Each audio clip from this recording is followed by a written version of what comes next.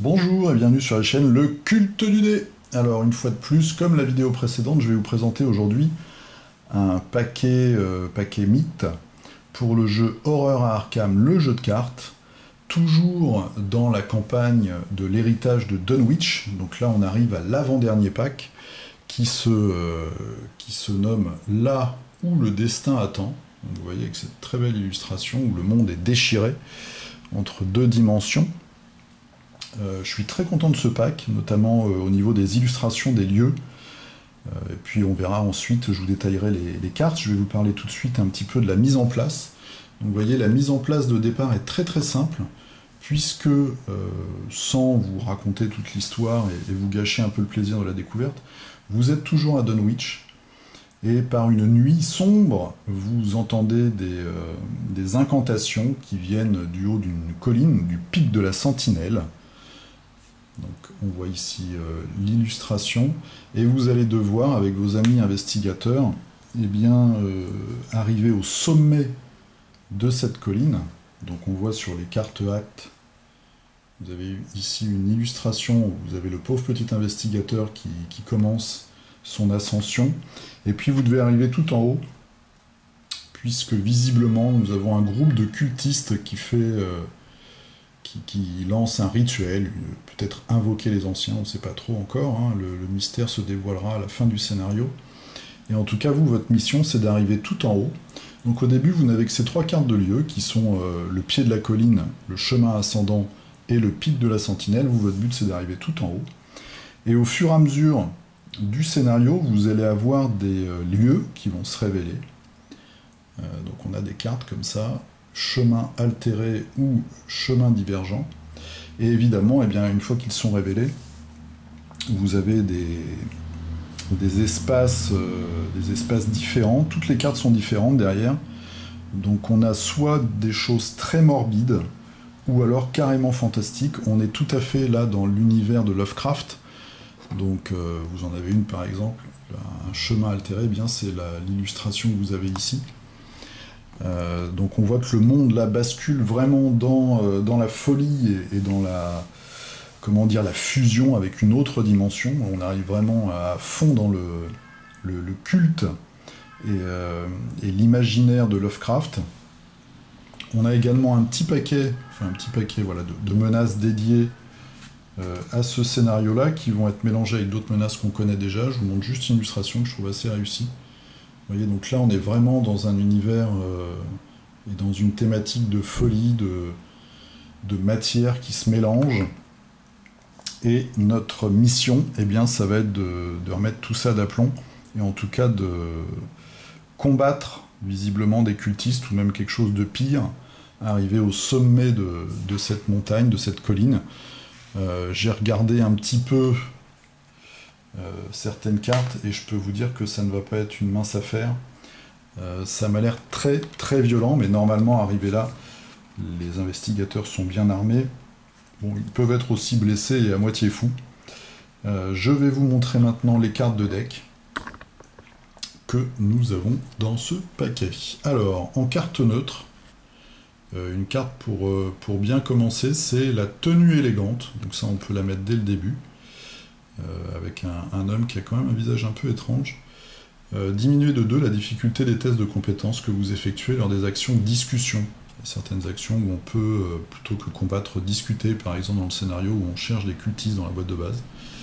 Il y a avec certains cultistes, on peut plutôt discuter avec eux, plutôt que les combattre. Tenue élégante, on en a 2, comme d'habitude on en a 2 à chaque fois. Et ensuite on a instant de répit. Voilà, donc ça c'est une carte à expérience qui coûte 3. À jouer uniquement s'il n'y a pas d'ennemis dans votre lieu, soignez 3 horreurs, c'est assez énorme, et piochez une carte. Voilà. Donc on voit que la puissance des cartes est maintenant assez élevée, mais leur coût aussi. Pour les survivants, donc là aussi nous avons 2 cartes, une qu'on peut mettre dès le début qui coûte 1, rencontre fortuite. Donc c'est une chance, choisissez un soutien allié dans la pile de défausse de n'importe quel joueur. Alors pile de défausse, donc ça veut dire que il doit déjà être joué ou avoir succombé. Mettez en jeu ce soutien sous votre contrôle. À la fin du round, si ce soutien est toujours en jeu, défaussez-le. Donc voilà, ça peut être une aide pour une action particulière. Il faut avoir de la chance. Moi j'aime bien ce côté assez désespéré dans le jeu en fait.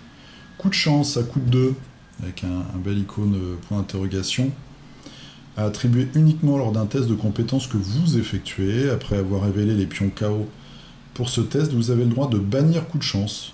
En ce cas, ce test est une réussite automatique, sauf si on tire un pion tentacule.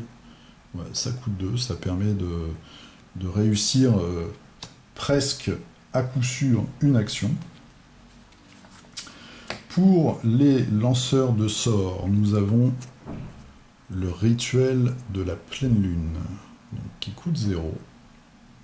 Événement, c'est un sort de perspicacité.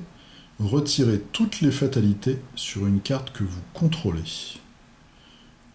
Alors j'ai pas en tête, je crois qu'il y a des alliés où on peut mettre des fatalités, je vais pas vous dire n'importe quoi, en tout cas ça permet de retarder un petit peu une échéance néfaste.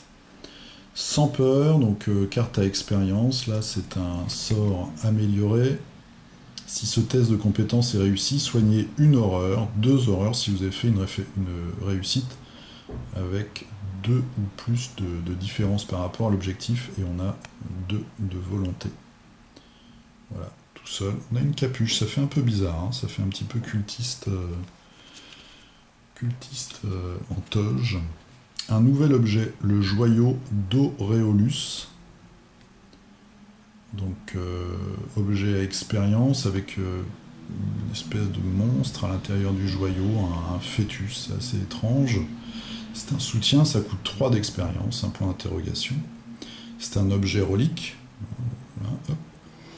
Après qu'un symbole particulier est révélé lors d'un test de compétence dans votre lieu, inclinez le joyau, piochez une carte et gagnez 2 ressources. Voilà, ça permet, bon, on s'est pris une tatane, mais en échange, on peut piocher une carte et gagner 2 ressources.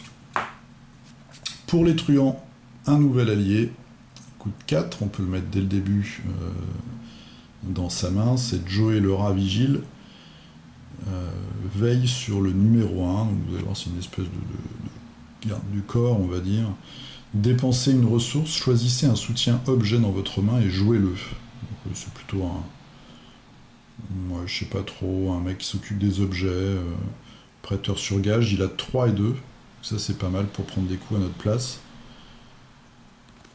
On en a 2, et ensuite une carte à expérience qui coûte 4, un atout dans la manche. Exceptionnel, rapide, à jouer uniquement lors de votre tour, vous avez le droit d'effectuer 3 actions supplémentaires. Donc là c'est vraiment assez énorme. Coup de 0 c'est un événement, on peut faire 3 actions en plus, on a beaucoup de mécaniques comme ça pour les truands, qui nous permettent de faire beaucoup d'actions. Pour les chercheurs, alors là pour les chercheurs, j'avais posté un commentaire sur une vidéo là-dessus, c'était une carte qu'on connaissait, c'était la solution, l'étrange solution, qui venait d'un pack, d'un des premiers packs de cette campagne. Je m'étais un peu trompé, je croyais que ça faisait référence à la matière qu'on avait dans la nouvelle La lueur tombée du ciel, je crois. En fait, là, on va avoir dans ce scénario, vous voyez, tout un tas de versions de cette carte et qui est dépendant de ce qu'on a vécu dans le passé. Vous ne pouvez inclure ce soutien dans votre deck qu'en améliorant la carte étrange solution. Et uniquement si vous avez indiqué dans votre carnet de campagne que vous avez identifié la solution. Donc on a 4 munitions, 4 utilisations. On dépense une provision, on peut soigner 2 dégâts. On a une version, donc ça c'est la même, on soigne 2 dégâts. On a une autre version, alors le titre est à chaque fois un petit peu différent. Là on a fiel acide, tout à l'heure c'était mélange revigorant. On dépense une provision, là on en a que 3 par contre. Pour combattre, on attaque avec une compétence de 6 en combat, en force, et on inflige plus 2 dégâts, une espèce de cocktail molotov toxique. Pareil, on en a 2, à chaque fois ça coûte 4. Version, donc là c'est la version bloquante. Dépenser une provision, on a 4 munitions, échapper Donc c'est pour l'action échappée. Échappée, votre compétence de rapidité de base est de 6. Voilà, donc là on découvre un petit peu l'intérêt d'avoir identifié cette fameuse solution. C'est un scénario, c'est un pack en fait, même dans les cartes actes et les cartes... alors je sais plus si c'est les actes ou les intrigues. En tout cas, suivant tout ce qui s'est passé dans les scénarios précédents dans la campagne, ça va vraiment changer. Là c'est vraiment l'histoire, je pense, où tout ce qui s'est passé précédemment dans les derniers scénarios, dans les dernières aventures, on a les conséquences en fait de nos actes. Si on a trouvé tel livre, si on a réussi à secourir telle personne, si on a zigouillé X monstre, là tout se met vraiment en place et va soit nous handicaper, soit nous aider dans ce scénario-là. Enfin, pour les gardiens, donc meneur d'hommes, tant que meneur d'hommes est attribué à un test de compétence effectué par un autre investigateur, meneur d'hommes gagne donc volonté et point d'interrogation, il a déjà point d'interrogation. Ensuite, la dernière, donc c'est une carte à expérience, j'ai connu pire, c'est une carte évoluée ça je crois. Donc esprit rapide à jouer quand des dégâts ou des horreurs vous sont infligés, vous pouvez annuler jusqu'à 5 dégâts ou horreurs. Oui, on peut s'annuler 5 dégâts ou 5 horreurs. Ensuite, on gagne un nombre équivalent de ressources. Donc ça, c'est assez énorme, ça coûte 4. Mais c'est vraiment une espèce de super soin qui nous fait même regagner des ressources. Une petite chose aussi à noter sur ce scénario, là j'ai fait le tour des cartes, c'est que vous pouvez, si vous ne réussissez pas ce scénario, eh bien vous pouvez perdre la campagne. La campagne peut s'arrêter à ce moment-là. Je vais essayer de vous montrer, je vous ai montré tout à l'heure, j'ai parlé de choses un peu morbides, je vais vous en montrer une quand même, celle-là. Voilà, vous voyez, donc il y a des choses vraiment pas saines qui se passent sur cette colline. C'est, comme je vous le dis donc, un scénario qui peut mettre fin à la campagne. Donc voilà, soit vous réussissez, il faut faire un truc à la fin, soit c'est fini, et soit vous recommencez ce scénario-là, où il faut carrément tout recommencer depuis le début.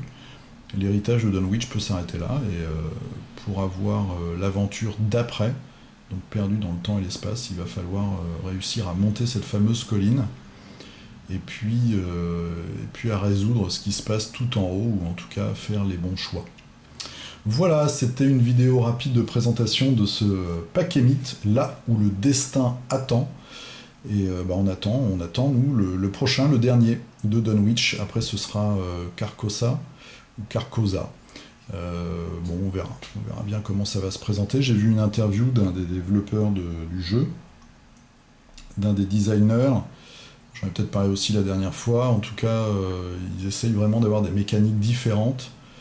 Et la prochaine fois, avec le roi en jaune, il y aura une mécanique de peut-être d'action forcée, une espèce d'hypnotisme, ou en tout cas de voix qui vont s'insinuer dans nos esprits, et qui, je pense, nous forceront à faire des choses, ou nous empêcheront d'en faire d'autres.